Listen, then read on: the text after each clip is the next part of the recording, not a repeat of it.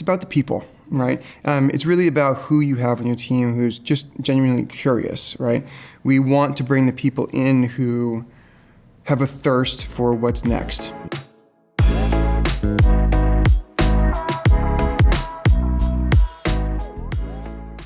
This is Velocitize Talks, and I'm Lauren Cox. Today I'm here with David DiCamillo, CTO at Code and Theory. Welcome, David. Thanks for having me. Thank you for being here. So I wanted to kind of start off with a little bit about Code and Theory. I know that you are a really technology-focused agency, but I'd love to hear a little bit about how that focus has fueled your growth. Sure. Yeah, Code and Theory, we like to refer to ourselves as the technology and creative network. So Code and Theory is not only the agency, but we also are a network of 7 other agencies, many of which are also WP Engine partners. And we like to say technology first, as it is really what's driving the creativity in our organization, right? Today's world, everything we touch, everything that we do is really powered by technology. Yeah. And we take that as an ethos to the company, right? First word of our name, code. And we've been sort of born in that digital first, technology first way. And we look at technology as helping to drive the creative visions of what we can provide for our clients. And we use both technology and creativity as devices to help solve our clients' business problems.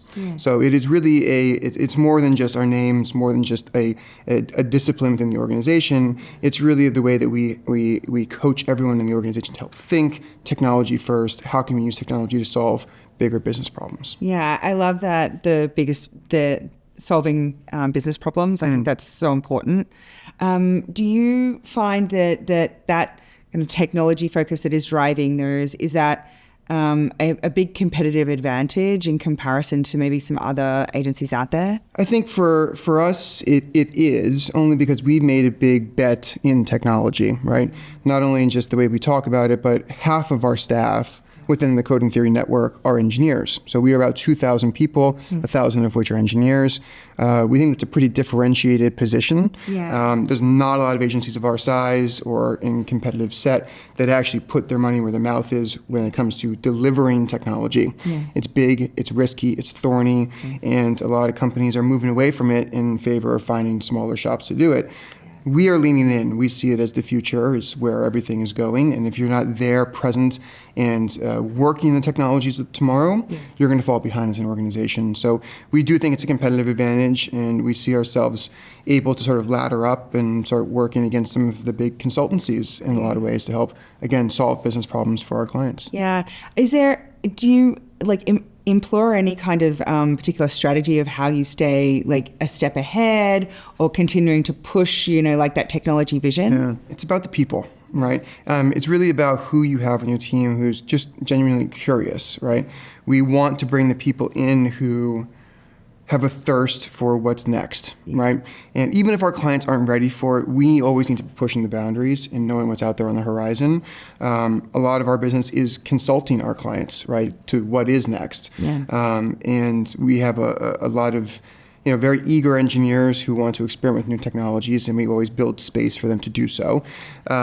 It allows us to be competitive when we walk in the room with the CTO who's saying, well, I've heard about this, and what's your position on this? And we have an opinion, and we can guide them in the direction that we feel is best for their specific use case. You can see that you're very passionate about it, so I'm going to ask a question what does get you up and thinking in the morning? What are you passionate about in relation to technology at the moment? The fundamentals of where we're going in the future is all in data. It's both what makes me excited and horribly scared. and both of them keep me awake at night. But the data is sort of the lifeblood of the future of technology. And we are constantly talking to our clients about data hygiene, data management, how we can repurpose data in the right way. The Gen AI boom that is right now, or the past 18, 24 months, it's really all about what kind of data do you have ready and available, right? And the generative side of things, especially in image gen, is much easier for people to understand in concept because we've got libraries of images that are ready to go. When it comes to doing the more advanced AI and generative, UI, and in the future, in more anticipatory experiences, where it's not personalizing based on my data I've given you, but it's anticipating your needs based on data that we've extrapolated from you and others. That vision of where we're going requires just data to be really clean and ready to go and operable. And it's exciting in what we can accomplish with it, which gets me up and really gets my blood going. But at the same time, when we start looking down at the nitty-gritty of how to get there, it's terrifying. I was actually going to ask too about AI overall. Is like, how are you recommending it to your customers, or are you at all in different ways to either for their workflows or just like overall stack? Like, are you thinking about it with them in relation to data or many other facets? It's such a big topic, and I can break it down into two different ways. There is the idea of AI, right? And there's the public perception of AI as part of the idea, which I'm not going to talk about, which is the scary, the AIs are going to come get us. I'm not going to talk about that. There's the idea of what AI can accomplish, right? And a lot of clients have these big visions and grandeur. You go to these conferences and you hear people talk about the vision of where it's going to be and how it's going to shape the world. No one is activating there yet, at least from what I can see, right? Maybe there are some really interesting startups and some of the big consultancies that are putting some big money there, but it's still a little bit further off. So what we are seeing activate are good, solid use cases that are driving results for our clients' businesses, but it's targeted. It's not a pervasive, AI for all, AI everywhere. We're in a world of digital transformation yet again, right? Which comes with a lot of change management, which comes with, people shifting the way they work. And the hardest thing that we've seen about Gen AI adoption is people giving up the way they used to work for favor of the new ways of working. And that is the hardest challenge that any of these organizations are going to have when they move into a more Gen AI stance. So, it's step by step, right? And the ways that we've been consulting clients is find the right use case and find the right people to adopt it. Because once the right people adopt it, then it can catch fire and more people will grow into using it. They see the value of it. I was going to ask, I'm assuming that you do see people are hesitant as well to adopt in different kinds of ways overall. There's the fear, right? But the hesitation to adopt is really, I've been doing this for 25 years. Why would I change now? Right? And, we firmly believe that AI is not here to take people's jobs, right? AI is here to make people better. But the people who don't adopt AI and what it can accomplish for you are the ones who are going to have to worry about their jobs. So we do want to consult our clients in saying, this change is coming. How do we equip you and your staff with the right tools to help you all feel like you're getting the value from it? Because if there's no value, no one's going to use it. So switching gears a little bit, another type of newer technology, not everyone has embraced it for other reasons, which we'll get into, but Code and Theory have embraced the headless architecture for a website, right? With WP Engine, you use our headless platform for WordPress. Do you tell me a little bit about how you got there, how you find the site being right. Is there a lot of questions that come with doing some headless implementations?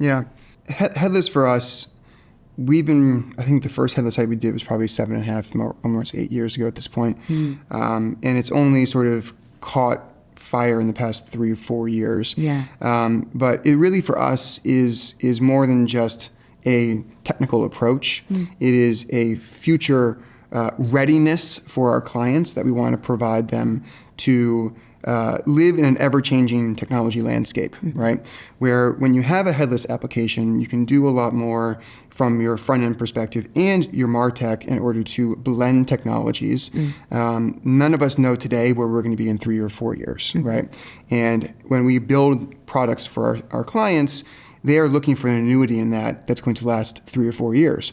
So when we say we can't predict the future, and what are we doing today to make them feel better about making these investments? Yeah. Headless is a big answer to that, right? Where we can give them sort of that separation of the technologies where they are comfortable with WordPress, with WP Engine, with all the products and all the services you guys have, and they're future ready for what's happening. And it's not saying that WordPress is going away. It's saying there's going to be new tools that we federate in, right? And how can we do that in an effective way? Yeah. And Atlas gives us that advantage, and it's been very helpful for a lot of our clients. Yeah. Do you find that there's a particular type of site that you feel like is ready for headless, like more so than others? Like I'm thinking either a marketing site or e-commerce site or a media site, like those types of use cases? Yeah, I mean, most of the work that we're doing is in content, right? So, marketing sites, thought leadership, that kind of stuff.